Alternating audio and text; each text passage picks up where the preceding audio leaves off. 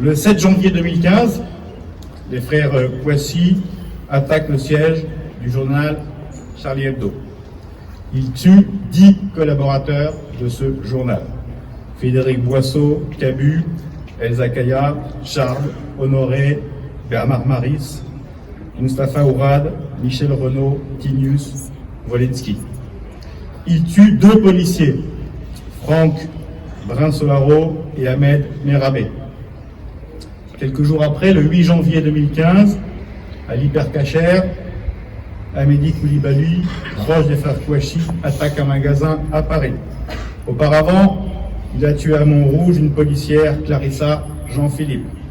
Et lors de la prise d'otage, il tue 4 clients de l'Hypercacher, Johan Cohen, Yoav Attab, Philippe Braham, François-Michel Saada. Les 3 terroristes sont tués le 9 janvier 2015 par les forces de l'ordre. La nation est touchée évidemment dans son cœur. Le 11 janvier a vu la plus grande manifestation française se dérouler depuis la libération avec 4 millions de personnes. C'est le début de Je suis Charlie.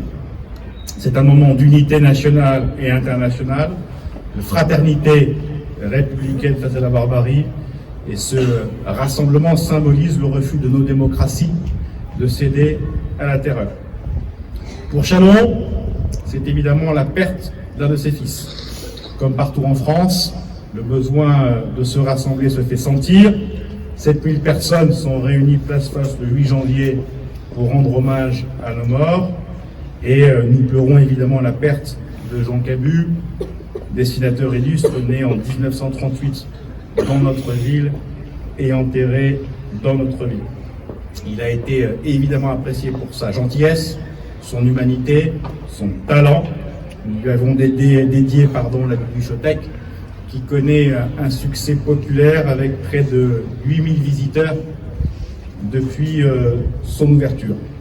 Et un enjeu majeur pour nous tous, réunis ici autour notamment de la mémoire de Jean Cabu, comment arriver à imposer pour l'avenir son œuvre et non sa mort. Je voulais évidemment invoquer que ce moment a été un tournant pour la France.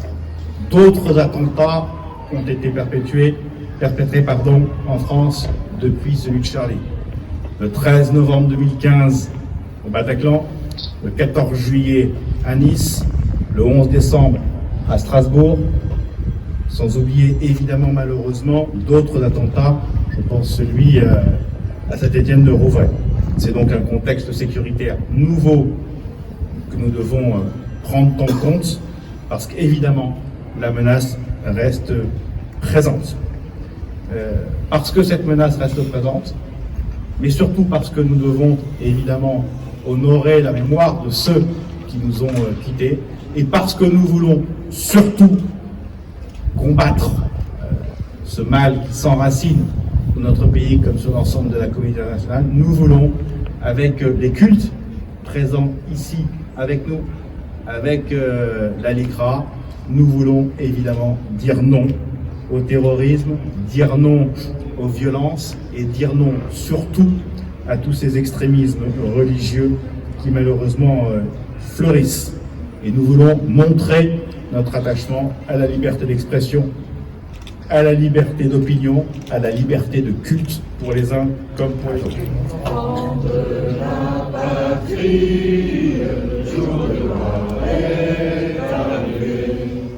Contre nous de la tyrannie, l'étendard sanglant élevé, l'étendard sanglant élevé.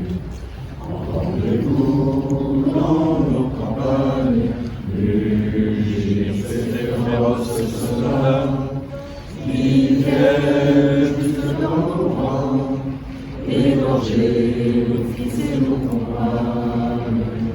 Aux armes, citoyens, formez nos bataillons, marchons, marchons,